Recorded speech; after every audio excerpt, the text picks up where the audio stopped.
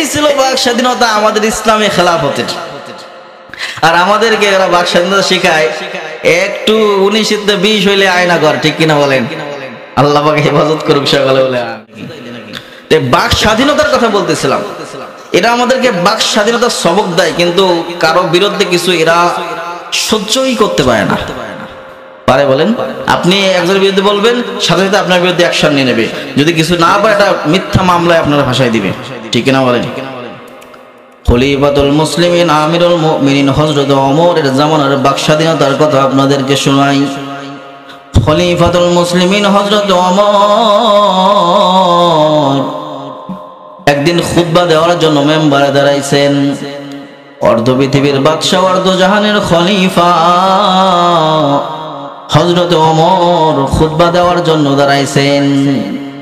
আমরা আমাদের চেয়ারম্যান মেম্বারের সামনেও কথা বলার সময় হুশ কইরা কথা কই, যেন এমন কথা না হয়ে যায় তারা আমাদের প্রতি নারাজ হয়ে যায়। এমপি আমাদেরকে থাপ্পড় দিলেও কথা বলতাম না, প্রধানমন্ত্রী বলতো না যাওয়া যাবে না, ঠিক কিনা বলে? অর্ধ পৃথিবীর খলিফা, অর্ধ জাহানের বাদশা। বাদশা বলতেছি, আসলে বাদশা বলতে ইসলামে কিছু নাই, বাদশা বলতেছি শুধুমাত্র আমার আপনার বোঝার সুবিধার্থে।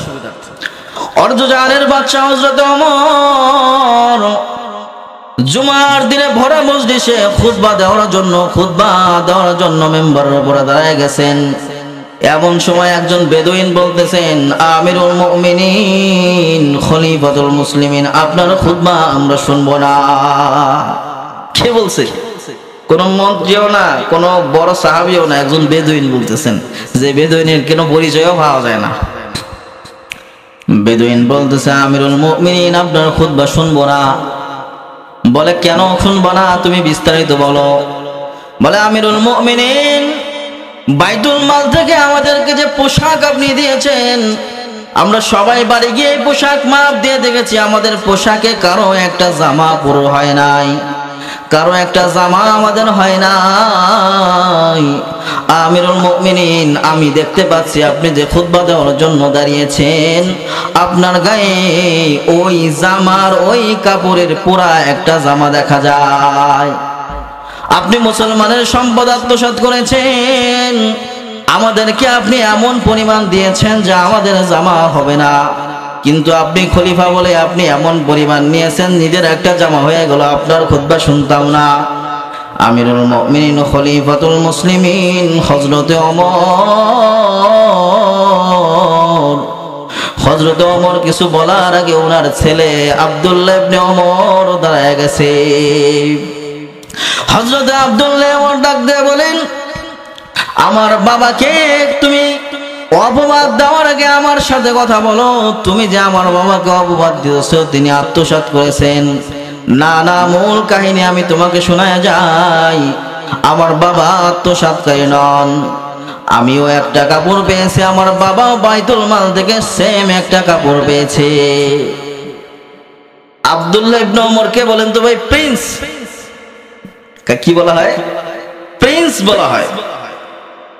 আর খলিফা ওমর তো ওমর, খলিফা ওমর তো এমন ওমর, আল্লাহ নবী বিশ্ব নবী রাহমাতুল লিল আলামিন ডাক দেয়া বলে, ওমর তুমি যে রাস্তা দিয়া যাও ওমর, ওই রাস্তা দিয়ে শয়তান যায় না তোমার ভয়ে।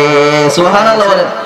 ওমর, যেদিন মিরাজের রাত্রিতে আমি গিয়েছি, আমি দেখি জান্নাতের মধ্যে একটা বালাখানা বানানো। আমার বড় মনে চাইলো আমি ওই বালাখানার মধ্যে একটু যাই। ওমর, আমি বালাখানার সামনে গিয়ে দেখলাম যে তোমার নাম লেখা দেখা যায়। তোমার গায়রতের কথা চিন্তা করে আমি ওই বালাখানার মধ্যে ঢুকি নাই রে ওমর। আল্লাহ নবী বিশ্ব নবী যখন এই কাহিনী হযরত ওমরকে শোনাইলেন, হযরত ওমর বড় গায়রতওয়ালা সাহাবী ছিলেন। হযরত ওমর বাচ্চা ছেলের মতো গড়ায় গড়ায় কান্না শুরু করলেন, বললেন, নবী আপনার কাছেও কি আমি ওমরের কোনো গায়রত আছে? আপনি একটু কেন ঢুকলেন না? এমন ওমরের কথা বলতেছি, নবীজি বলেছেন, আল্লাহ নবী বিশ্ব নবী রাহমাতুল লিল আলামিন বলেন, এ দুনিয়ার মানুষ তোমরা শুনে রাখো, আমি নবীর পর যদি কেউকে আল্লাহ রব্বুল আলামিন নবী বানাইতো, আমার ওমরকে রব্বুল আলামিন নবী বানায় দুনিয়াতে পাঠাইতো। সুবহানাল্লাহ। মুহতারাম হাজিরিন, ওমর আর প্রিন্স আব্দুল্লাহ ইবনে ওমর বলতেছেন, ও বেদুইন ভাই তুমি আমার কথা শোনো, আমার বাবাও যেই কাপড় পেয়েছে আমিও সেই কাপড় পেয়েছি, বাড়ি নিয়ে মাপ দিয়ে দেখি না আমার জামা হয় না আমার বাবার জামা হয়। আমার অংশটা আমার বাবাকে আমি হাদিয়া দিয়ে দিয়েছি, আমার অংশটা আমি আমার বাবাকে হাদিয়া দেওয়ার কারণে আমার বাবার পুরা একটা জামা হয়ে গেছে, আমার বাবা সেই জামাটা পরে আজকে খুতবা দিতে দাঁড়াইছে, তোমরা ভুল বুঝো না। এই হচ্ছে বাক স্বাধীনতা। খলিফার সামনে দাঁড়ায় একজন আদনা গোলাম, একজন নাগরিক, সে বলে আপনি যদি এর ব্যাখ্যা না দেন আপনার খুতবা শুনবো না। খলিফা ওমর কি করছে? খলিফা ওমর করছে, এই আমার গোয়েন্দা বিভাগ, কি ডিবি, তবে এনএসআই, তোমরা এর নামটা লিখে রেখে, এর এখন কিছু বলা যাবে না, পরে ধরবো। এই করছেন খলিফাতুল মুসলিমিন হযরত ওমর ওই বেদুইনের জন্য আল্লাহর কাছে দোয়া করছে, আর বেদুইনকে বলছে তার মতো নাগরিক যতদিন দুনিয়াতে থাকবে দুনিয়ার কোন খলিফা, দুনিয়ার কোন শাসক পদচ্যুত হবে না। সুবহানাল্লাহ। এই ছিল বাক স্বাধীনতা আমাদের ইসলামী খেলাফতের।